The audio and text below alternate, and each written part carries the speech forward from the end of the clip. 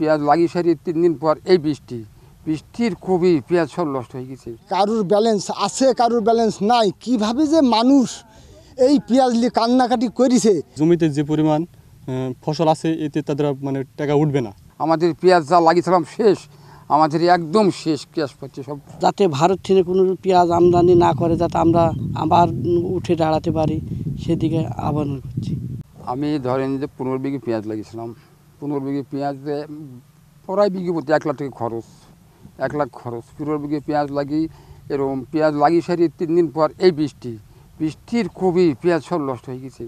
আমাদের এই বিঘে প্রতি 1 লাখ মোটামুটি খরচ 1,15,000 16,000, বুঝছেন। তাতে আমার ধরেন 15 বিঘেতে মোটামুটি 12 বিঘে নষ্ট হয়ে গেছে। আমার ধরেন যে সব নষ্ট হয়ে গেছে। 12 বিঘে 3 বিঘালি পেঁয়াজ আছে। 3 বিঘে পেঁয়াজটা দেখছিলাম আরও বুঝছেন কিছু নাই, পাতলা। আর কি বলবো, আমাদের পেঁয়াজ যা লাগিয়েছিলাম শেষ, আমাদের একদম শেষ ক্যাশ পাচ্ছে সব শেষ হয়ে গেল। এইসব মুনিশ পাটের দাম 500-700 দাম। মুনিশ পাট একটা মুনিশ 11টার সময়, ওই 11টার সময় 12টা উঠে বুঝছেন, 12টার সময় উঠে চলে যাবে। 12টার সময় যাওয়ার পর 500 টাকা নিয়ে নেবে, 500-600 এই মুনিশ। হয়তো বিঘিতে কমন কী হবে, 15 মন 20 মন করে পেঁয়াজ হবে। এই পেঁয়াজ তৈরি আমাদের টাকা পয়সা উঠবে না। মাঠের অলরাউন্ডার আমি, আর ঘরের allrounder Tylox. Tylox toilet cleaner, clean মানেই টাইলক্স। এখানে অনেকের ধরেন অনেক ক্ষতিগ্রস্ত হয়েছে, যেসব 3 থেকে 4 দিন ভারী বর্ষণের কারণে অনেক ক্ষতিগ্রস্ত হয়েছে। বিঘাতে প্রায় 1 লাখ টাকা খরচ করছে, বুঝছেন। কিন্তু 1 লাখ খরচ হয়ে গেছে অলরেডি।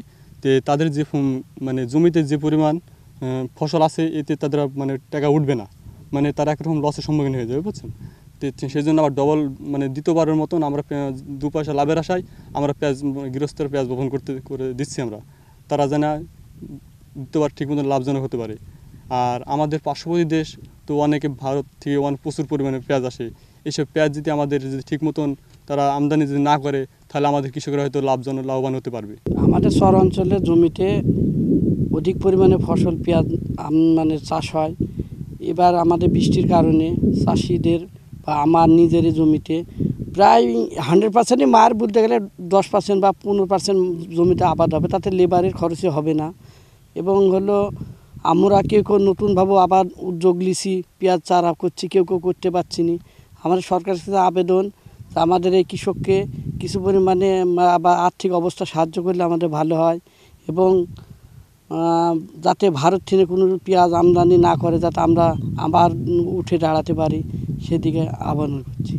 এই বৃষ্টির কারণে আমাদের শহর অঞ্চলে হাজার হাজার চাষি পেঁয়াজ নষ্ট হয়ে গেছে।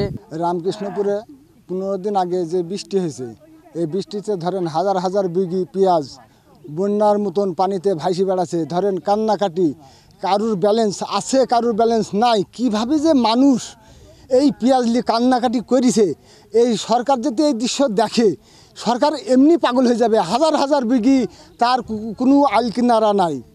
তার এই ডবলগিরি ধরেন কিছু চাষি লাগাতে পারছে, কিছু চাষি ধরেন 3 সীমানায় যেতে পারছে না পেঁয়াজের। এই যে 9,000, 12,000, 11,000, 8,000, 7,000, 13,000 টাকা মন পেঁয়াজ, চাষির ভাগ্যে এমন দুর্ঘটনা হয়ে গেছে। সরকার যদি লাখ লাখ টাকা দেয় এক একটা চাষি, তাও এই বছরকির মতন হাল সারবে না।